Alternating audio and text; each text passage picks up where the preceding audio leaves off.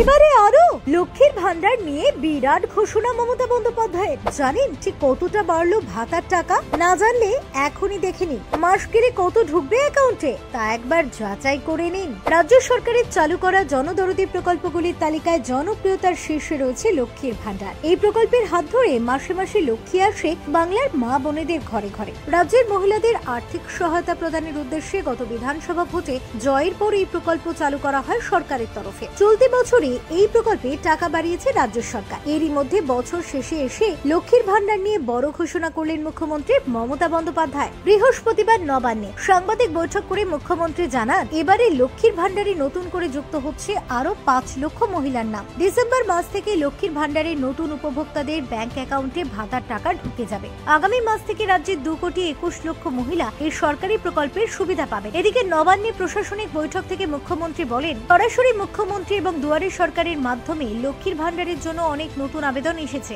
তাদের সকলকে এই প্রকল্পে যুক্ত করা হয়েছে।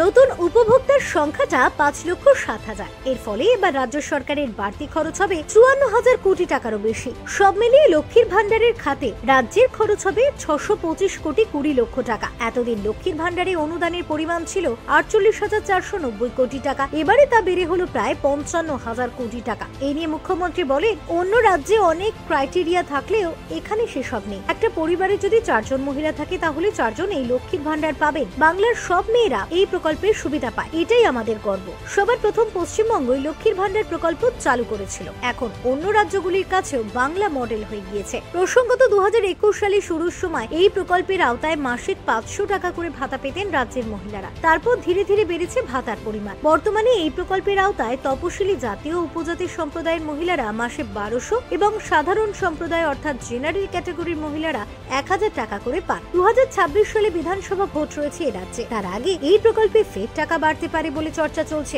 মনে করা হচ্ছে সেই সময় 2000 টাকা পর্যন্ত দেয়া হতে পারে লক্ষ্মীর ভান্ডারে। যদিও এখনো এ নিয়ে সরকারের তরফে কোনো ঘোষণা হয়নি, তবে জল্পনা তুঙ্গে। Bureau report, doctor time.